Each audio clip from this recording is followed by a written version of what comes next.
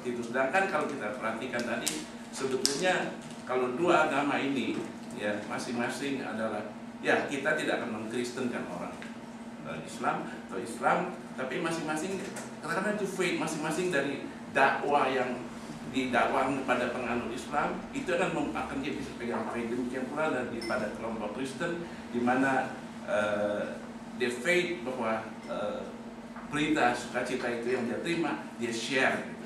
Tapi kalau saya perhatikan, karena ada dua belah pihak ini masing-masing satu kecurigaan, satu timbullah satu ketegangan, bukan soal dari kultur, tapi ketegangan, kecurigaan masing-masing bahwa akan saling mencaplok daripada umat, ya, sehingga kelompok-kelompok keras itu yang memprotek seakan-akan. Tapi kalau saya lihat seperti kalau ada, terutama pemerintah, itu tadi dikatakan kurang berani, atau tokoh-tokoh yang itu kurang berani mengungkapkan pada garis keras yang lebih moderat gitu ya. Tapi kalau seperti dulu ada Gus Dus berani dia berkata apapun, mau dicerca apa dia ungkapkan apa yang menjadi pandangannya. Ya. Nah, saya contoh aja, saya sama Ibu Yuli gitu ya. Ibu Yuli saya tahu seorang Muslim yang taat, ya, selalu mengadakan, ya kan. Dan kalau Ibu Yuli mungkin dengar garis keras gitu ya, dia nggak akan ketemu saya, akan pipi gitu.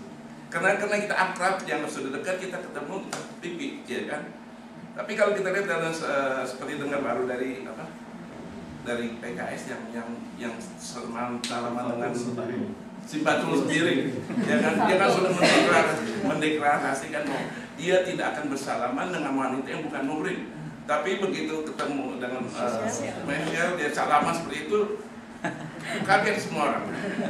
Nah, jadi dalam hal ini makanya saya pikir kalau kita masing-masing ya, menjaga, ya, tidak dengan curiga, dengan menjadi eksekutor daripada pembela agama. Karena kita tahu, saya juga setuju dengan siapa, Ainul Najib ya.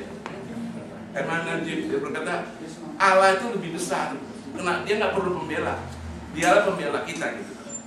Tapi kita lihat banyak masalah yang menjadi persoalan adalah banyak kelompok-kelompok yang mau menjadi pembela agama dan pembela daripada Allah, sehingga timbullah ketegangan-ketegangan seperti itu.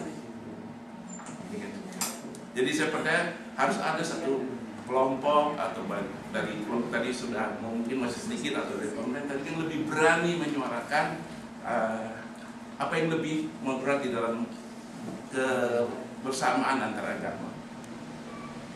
Itu apa yang disebut tren dengan perbandingan agama. Itu seringkali dalam rangka itu, kadang-kadang agama kok diperbandingkan, ya namanya iman itu kan sangat ini yang diperbandingkan, ajaran-ajaran itu diperbandingkan, kemudian pendekatannya itu mencari mana yang lebih baik. Ya tentu saja kalau di masyarakat Muslim misalnya dicari perbandingan agama, ya perbandingan selalu dicari sini yang baik, sana yang buruk, atau sebaliknya sini yang ini tidak pernah misalnya sana yang baik, sana yang baik gitu. Tapi sekarang paradigma itu sebetulnya sudah mengalami perubahan ya, dari perbandingan agama menuju ke religious studies. Sekarang mulai kita tidak memperbandingkan, tapi kita mengetahui sebetulnya kita ta'aruf tadi ya, dalam rangka kita mencari tahu gitu. Kita mencari tahu tentu dari orang yang narasumber yang paling bagus, misalnya katakanlah misalnya di Indonesia, di UIN, di Universitas Islam Negeri. Dulu kristologi misalnya itu yang membawakan orang Islam yang belajar tentang Kristen, dan dia mengajarkan tentang kristologi yang dia selain menyebutkan kebaikannya, banyak menyebutkan mungkin kekurangannya, kejelekannya misalnya. Tapi pendekatan ini sekarang sudah tidak laku ya. Jadi sekarang untuk guru katakanlah kristologi kita panggil orang Kristen ya, dosen-dosen yang memang terdidik untuk mengajari itu misalnya. Nah, di situ mulai terjadi dialog intelektual yang lebih jujur ya. Memang semua agama itu antara yang normatif dengan yang praktik itu selalu ada gap ya, karena keterbatasan manusia, kemampuan manusia menginterpretasikan firman Tuhan gitu ya. ya masa manusia mau sama dengan Tuhan ya misalnya. Jadi ternyata kita ini kemampuan kita berpikir, kemampuan kita menganalisa sesuatu itu sangat tergantung dengan konteks gitu, konteks dari kita dibesarkan di mana, konteks pengetahuan kita apa, pergaulan kita siapa dan sebagainya gitu. Akhirnya itu disadari bahwa pengetahuan manusia tentang firman Tuhan itu sebenarnya sangat terbatas. Dengan mengetahui keterbatasan itu, kita menjadi lebih menghargai bahwa kamu punya pengetahuan ini karena kamu belajar ini. Saya pengetahuan ini karena saya belajarnya hanya ini. Saya dibesarkan di masyarakat ini misalnya, terjadi dialog. Dan sekarang dari religious studies itu mulai bergerak ke interreligious. Jadi ketika kita membahas suatu masalah, itu kita lihat dari perspektif yang berbeda dan bagaimana mungkin agama-agama khususnya di konteks Indonesia, agama-agama yang di Indonesia itu punya kontribusi dalam menyelesaikan persoalan ini. Katakanlah tadi persoalan soal kuantitas tadi, dakwah atau mission yang pengen evangelizing atau pemurtadan misalnya. Sekarang kita misalnya sebetulnya apa sih yang menjadi masalah soal pemurtadan dan sebagainya? Mungkin paradigma kuantitas yang seringkali menjadi ya mohon maaf, seringkali itu menjadi komoditi khususnya untuk pemilu-pemilu. Itu pemilu-pemilu kuantitas itu votes, number of votes itu kan menjadi sangat krusial. Meskipun katakan di era demokrasi sekarang itu numbers kan juga matters gitu. Jadi orang akhirnya untuk mencari support dari kelompok agama itu menggunakan jargon-jargon agama itu sampai menakut-nakuti ya.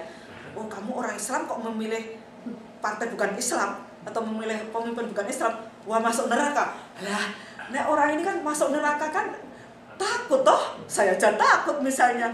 Tapi kemudian kalau misalnya kita tidak punya referensi yang lain, apakah apa ya Tuhan tuh sepicik itu misalnya kalau kita umum gitu. Masuk neraka, tidak masuk neraka ditentukan oleh pilihan kita dalam pemilu misalnya. Nah, ini salah satu bahaya juga dari soal majority minority vote majus itu sangat berbahaya juga ya. Walaupun kalau Bapak melihat misalnya dalam tren partai-partai Islam itu hampir tidak pernah terjadi menjadi single majority. Termasuk misalnya dulu PKS yang kelihatan mendapatkan support yang tinggi, itu support yang tinggi karena sebetulnya masyarakat itu bukan karena senang dengan ideologi Islamic State yang akan dibawa, tapi dengan model-model kampanye dan jargon-jargonnya yang bersih ini. Dan kalau kampanye memang saya akui yang namanya PKS itu tidak pernah bikin berisik, tidak pernah bikin onar gitu ya. Berbeda dengan Golkar, PDIP, P3 itu musuh wah. Memang PKS itu rapi gitu. Nah sebetulnya kadang-kadang orang tuh memilih karena itu aja gitu, ya karena itu aja. Tapi begitu misalnya orang tahu sebetulnya Islamic State yang akan dibawa seperti apa, nggak jelas juga gitu. Dan sekarang misal ini jadi akhirnya sebetulnya yang pengusung ideologi Islamic State yang itu sangat asing dengan, karena memang tidak ada konsep Islamic State gitu ya. Itu sejak pengalaman Indonesia ada sampai sekarang. Zaman Muhammad Nasir misalnya memperjuangkan di